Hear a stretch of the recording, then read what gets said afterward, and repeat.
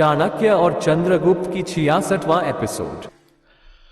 ऐरात नगर के भीतर बने भारतवर्ष का रहस्य जानकर आचार्य चाणक्य और चंद्रगुप्त जहां हैरान थे, वहीं सिकंदर को सामने देख चंद्रगुप्त को अपनी आंखों पर विश्वास नहीं हो रहा था। उसने आश्चर्य से चाणक्य की ओर देखा, जिन्होंने एक ही दृष्टि में सिकंदर को पहचान लिया था।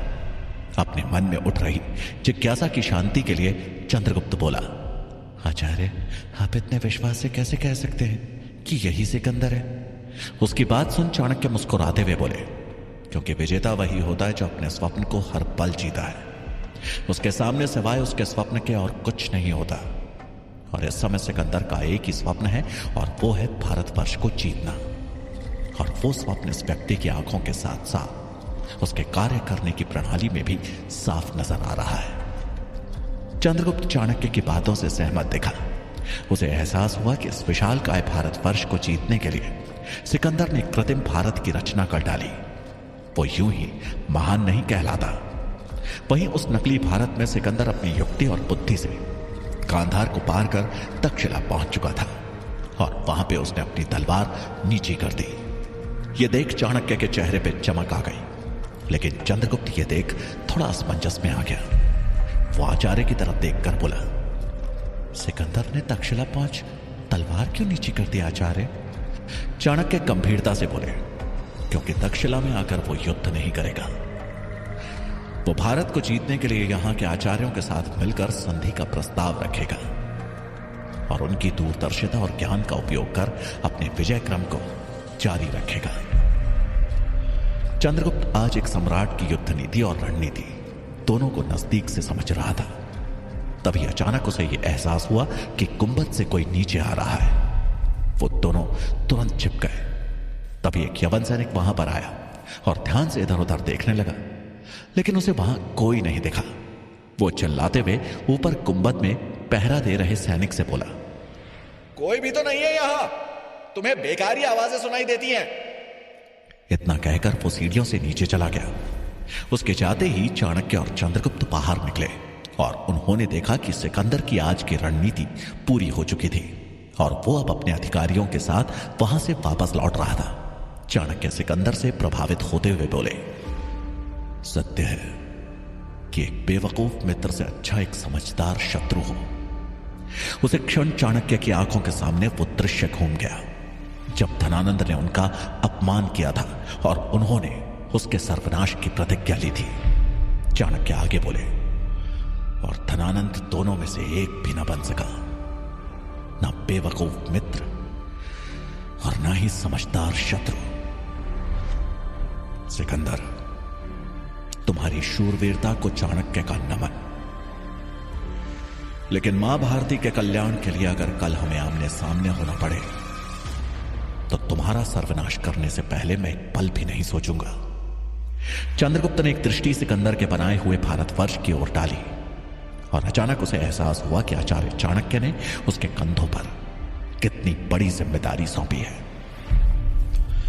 चाणक्य और चंद्रगुप्त वहां से निकल उस स्थान पे आए जहां पे नायक ने दोनों यवन सैनिकों को अपनी बातों में उलझाया हुआ था।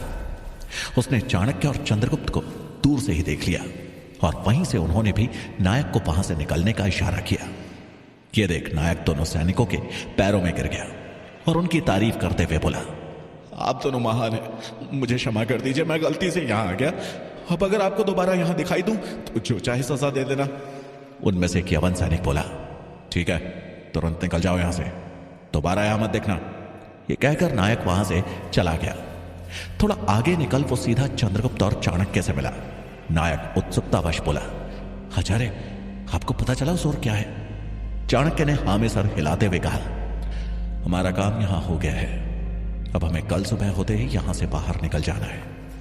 तीनों वहां से निकल सराय की तरफ चल दिए, जहां एक और चाणक्य सिकंदर के खेमे की समस्त जानकारी एकत्रित कर चुके थे, वहीं दूर मगध में अमात्य विशाखा के सर्वनाश का षड्यंत्र रच चुके थे। महाराज धनानंद रोज की तरह अपने विशेष विश्राम गृह में नृत्य और मदिरा का आनंद ले रहे थे। विशाखा स्वयं अपने हाथों से उन्हें मदिरा पान करवा रही थी। उसे क्षण द्वार पे दस्तक हुई। धनानंद के इशारे पे द्वार खोला गया तो अमात्य ने वहां प्रवेश किया उन्हें देख जहां धनानंद के चेहरे पे क्रोध उतर आया, वहीं विशाखा के मुख पर मुस्कुराहट झलक रही थी। अपने स्वर में कड़वाहट लिए धनानंद बोले, कहिए अमात्य, इस समय आपको हमारे मनोरंजन में खलल डालने की आवश्यकता क्यों आन पड़ी? अमात्य ने सर झुकाकर धनानंद का अभिवादन किया और बोले, महाराज, मैं आपसे अपनी भूल की क्षमा मांगने आया हूं। मेरे कारण आपको भरी सभा में अपने मित्रों के सामने लज्जित होना पड़ा। धनानंद उस बात को लेकर अभी भी नाराज थे। वो नाराजगी भरे स्वर में बोले, क्षमा बहुत ही छोटा शब्द है अमात्य, और मुझे आपको क्षमा करना है या नहीं इसका निर्णय मैं बाद में करूंगा। किंतु यदि आप सिर्फ इसलिए मेरे पास आए हैं तो आप जा सकते हैं। अमात्य बोले, नहीं महाराज, यहां आने का एक दूसरा कारण भी है। एक बहुत ही विकट समस्या सामने आ गई है। और वो क्या? धनानंद ने हैरानी में पूछा। अमात्य बोले, वज्जी राज्य ने हमारे विरुद्ध विद्रोह कर दिया है, जिस कारण हमारे कई सैनिक मारे गए हैं। अगर हमने इस विद्रोह को तुरंत नहीं दबाया तो इसकी लपटें मगध तक भी आ सकती हैं। यह सुनकर धनानंद का सारा नशा उतर गया और वो बोले, लेकिन इस विद्रोह को तो सेना के माध्यम से भी कुचल सकते हैं। अमात्य बोले, नहीं महाराज, इस समय युद्ध सही निर्णय नहीं है। वज्जी के राज प्रमुख आपसे मिलना चाहते हैं और आपसे यह आश्वासन चाहते हैं कि आप उन्हें कर में कुछ समय की छूट देंगे। यदि हम सेना भेजते हैं तो हमारे अधिकार में आने वाले अन्य सभी छोटे राज्य हमारे विरुद्ध विद्रोह छेड़ देंगे और एक साथ इतने सारे विद्रोहों को दबाना आसान नहीं होगा। धनानंद कुछ देर सोचते हुए बोले, लेकिन बिना मदिरा और मनोरंजन के हम इतनी दूर कैसे रह पाएंगे? अमात्य बोले, उसकी चिंता आप मत कीजिए महाराज, हम सब प्रबंध कर देंगे। आपके साथ साथ देवी विशाखा भी वज्जी जाएंगी। ये सुनते ही विशाखा चौंक पड़ी और वो अपने मन में विचार करते हुए बोली, अमात्य मुझे महाराज के साथ भेजने के लिए इतनी आसानी से तैयार हो गए, कहीं इसके पीछे अमात्य का कोई षड्यंत्र तो नहीं? उसने संदेह भरी दृष्टि से अमात्य को देखा, जो उसे देख मुस्कुरा रहे थे। अमात्य मुस्कुराते हुए वहां से बाहर निकले तो देखा भुजंग बाहर खड़े भीतर हो रही सब बातें सुन रहे थे। अमात्य को देखते ही भुजंग बोले, मुझे समझ में नहीं आया महामंत्री जी, कि आपने पहले वज्जी में विद्रोह करवाया और उसके बाद महाराज और विशाखा को वहां जाने के लिए प्रेरित कर दिया, ऐसा क्यों? अमात्य मुस्कुराकर बोले, कूटनीति यही कहती है कि अगर दो दुश्मन आपस में मिल जाए तो उन्हें अलग करके उनकी शक्ति विभाजित कर दो। जहां तक मुझे लगता है शंभुनाथ और विशाखा एक हो चुके हैं। अगर हमने यहां विशाखा को मरवाया तो हमारे लिए खतरा हो सकता है। शंभुनाथ को हमारे विरुद्ध प्रमाण मिल सकता है, लेकिन अगर विशाखा को वज्जी में मरवाया तो उसे आसानी से विद्रोह का नाम दे दिया जाएगा। उसके मरने के बाद शंभुनाथ का सामना करना और आसान हो जाएगा। यह सुनते ही भुजंग के चेहरे पर एक कुटिल मुस्कान आ गई। इधर ज्वाला के आश्रम में सुकन्या अपने कक्ष में अकेले आराम कर रही थी। आश्रम में पैर रखने के बाद आज उसे वो खुशी मिली थी जो वो पिछले कुछ दिनों से ढूंढ रही थी, इरावती के रूप में एक अच्छी मित्र। इरावती के बारे में सोचते हुए उसे चंद्रगुप्त की याद आ रही थी। उसने अपनी आंखें बंद की और उसके ख्यालों में ही खो गई। उसकी आंखों के सामने वो दिन वापस लौट आया जब वो चंद्रगुप्त से पहली बार मिली थी। उसके बाद जब उसके माता पिता की हत्या हुई तो वो सबसे ज्यादा टूट चुकी थी। वो खुद में अकेला महसूस कर रही थी और तब चंद्रगुप्त उसके पास आया था और उसने बिना किसी झिझक के उसका हाथ अपने हाथ में लिया था और कहा था, मैं तुम्हारे मां और पिता की कमी तो कभी पूरा नहीं कर पाऊंगा, लेकिन एक मित्र के रूप में तुम्हारा दुख अवश्य बांट सकता हूं। तुम्हारा सारा दुख मेरा होगा। मैं एक मित्र के रूप में तुम्हें कभी निराश नहीं करूंगा।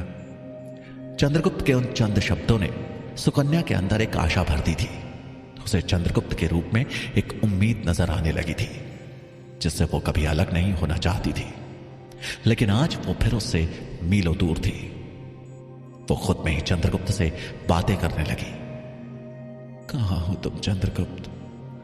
काश तुम यहां होते। मैं तुम्हें सच बता पाती कि मैंने किस लक्ष्य का चुनाव किया है। आज इस लक्ष्य में साथ देने वाली एक और मित्र मुझे मिली, हीरावती। बहुत अच्छी है वो, लेकिन तुम्हारा स्थान हमेशा सर्वोपरि रहेगा। मुझे नहीं पता कि तुम अभी कहां हो, लेकिन उम्मीद करती हूं कुशल ही होगे। वो ऐसा सोच ही रही थी कि तभी उसके कानों में एक आवाज सुनाई दी। सुकन्या, बचाओ बचाओ मुझे, सुकन्या। आवाज सुनते ही सुकन्या के शरीर में जैसे फुर्ती सी आ गई। वो तुरंत ही बिस्तर पर उठ बैठी। उसने द्वार की तरफ देखते हुए परेशान होकर कहा, यह तो हीरावती की आवाज मालूम हो रही है, उसे क्या हुआ? तभी फिर से बचाओ बचाओ की आवाज उसके कानों में पड़ी। सुकन्या तुरंत ही चिल्लाती हुई द्वार की तरफ भागी। आ रही हूं मैं। वो तुरंत कक्ष से बाहर निकली और आवाज का पीछा किया। उसने देखा 2 आदमी इरावती को कंधे पर लादे जंगल की तरफ भाग रहे हैं। इरावती बचने के लिए छटपटा रही है और चिल्ला रही है। सुकन्या उसके पीछे भागती हुई बोली, इरावती, कुछ नहीं होगा तुम्हें, मैं आ रही हूं। वो चिल्लाती हुई दोनों आदमियों से बोली, छोड़ दो इरावती को, छोड़ दो उसे, वरना बहुत बुरा हश्र होगा तुम्हारा। लेकिन दोनों आदमी रुकने कहां वाले थे। वो भी तेजी से भाग रहे थे। वो जंगल के करीब पहुंच चुके थे। जंगल के पास के एक आश्रम में उसे एक धनुष बाण टंगा हुआ देखा। उसने तुरंत वो उठाया और दोनों व्यक्ति के ऊपर लक्ष्य साध दिया। वो अभी बाण छोड़ती उससे पहले ही एक बाण तेजी से उसकी तरफ आया और उसके धनुष से बाण को काट गिराया। वो हैरान होकर अपने आसपास देखने लगी, लेकिन उसे वहां कोई भी दिखाई नहीं दिया। वो जोर से चिल्लाई, कौन है? कौन है यहां? सामने आओ। कहीं से कोई आवाज नहीं आई। तब तक सुकन्या ने देखा कि वो दोनों व्यक्ति इरावती के साथ जंगल में गायब हो चुके थे। वो हैरान होकर खुद से बोली, इरावती को कौन ले जा सकता है? और आश्रम में किसी को भी उसकी आवाज नहीं सुनाई दी। कहीं ये मेरी कोई परीक्षा तो नहीं? हो सकता है, लेकिन पहले मुझे इरावती को ढूंढना चाहिए। सुकन्या तेजी से जंगल में आगे की ओर बढ़ी। उसे समझ में नहीं आ रहा था कि उसे किस दिशा में जाना है। तभी उसे एक दिशा से चिल्लाने की आवाज आई, जैसे किसी का मुंह जबरदस्ती बंद किया जा रहा हो। सुकन्या तुरंत उस तरफ भागी और भागते भागते जंगल से बाहर की तरफ निकल गई। उसने देखा कि वही 2 आदमी इरावती को लेकर एक गुफा के अंदर चले गए हैं। यह देख सुकन्या हैरान थी। उसने मन में विचार किया, ये लोग कौन हैं और इरावती से इनकी क्या दुश्मनी? क्या मुझे तुरंत आश्रम जाकर ज्वाला और अश्विनी को यह बात बतानी चाहिए? नहीं नहीं, तब तक बहुत देर हो जाएगी। पहले मुझे गुफा के भीतर जाकर देखना होगा। यह सोचकर सुकन्या उस गुफा के नजदीक गई और बड़ी सावधानी से गुफा के अंदर कदम रखा। गुफा के थोड़ा भीतर जाकर उसे इरावती दिखाई पड़ी, जिसे एक आदमी ने पकड़ के रखा हुआ था। तभी एक अधेड़ उम्र का आदमी आया और उसने इरावती को एक जोरदार थप्पड़ जड़ा। थप्पड़ की आवाज से पूरी गुफा गूंज उठी। सुकन्या ने देखा कि वहां अंदर 2 नहीं, करीब 7 से 8 आदमी मौजूद हैं। थप्पड़ के कारण इरावती की नाक से रक्त बहने लगा था, लेकिन इसके बाद भी उस अधेड़ व्यक्ति की आंखों में जरा भी दया का भाव नहीं था। उसने कठोर होते हुए इरावती से पूछा, अब तुम मुझे सच सच बताओगी कि वो सारा धन कहां है? इरावती रोते हुए बोली, चाचा, मैं कितनी बार आपको पहले भी बता चुकी हूं कि मुझे उस धन के बारे में कुछ नहीं पता। माँ बाबा ने कभी मुझे किसी भी प्रकार के धन के बारे में कुछ नहीं बताया। ये सुनकर वो अधेड़ व्यक्ति बोला, और मैं भी कितनी बार तुम्हें कह चुका हूं कि मुझे ना पहले तुम्हारी बातों पे यकीन था और ना आज है, और आज मैं उस धन का पता करके ही रहूंगा। इरावती की आंखों से आंसू बह रहे थे। वो बोली, मुझे छोड़ दीजिए, भगवान के लिए मुझे छोड़ दीजिए। वो व्यक्ति बोला, छोड़ दूंगा, तुम्हारे पास सिर्फ आज रात का समय है। मेरा सामान मुझे लौटा दो, वरना आज की रात तुम्हारे जीवन की आखिरी रात होगी। उसने अपने आदमियों से कहा, बांध दो इसे। सुकन्या दूर से छिपकर यह सब देख रही थी। वो मन ही मन बोली, ये कोई परीक्षा नहीं, ये तो असली संकट है। ये सभी इरावती के सगे मालूम होते हैं। अब मुझे अकेले इनसे निपटकर इरावती के प्राणों की रक्षा करनी होगी।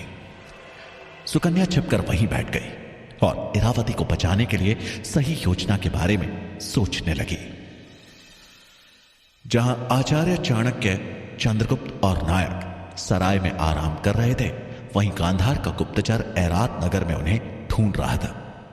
उन्हें ढूंढते हुए वो उसी नकली भारतवर्ष के निकट पहुंच गया था जहां रहकर सिकंदर भारतवर्ष को जीतने की रणनीति बना रहा था। उसे देख उसकी जिज्ञासा बढ़ गई। वो उसे देखने आगे बढ़ा ही था कि यवन सैनिकों ने उसे घेर लिया और पूछा, कौन हो तुम और यहां क्या कर रहे हो? उस गुप्तचर ने कहा, मैं गांधार से आया हूं, एक गुप्तचर हूं और मैं यहां किसी को ढूंढ रहा हूं। यवन सैनिक ने कहा, शायद तुम्हें ज्ञात नहीं, इस क्षेत्र में किसी भी पहाड़ी का प्रवेश निषेध है। गुप्तचर ने कहा, क्षमा कर देना, मैं अपने सैन्य प्रमुख को ढूंढ रहा था, वो शायद यहीं आए थे।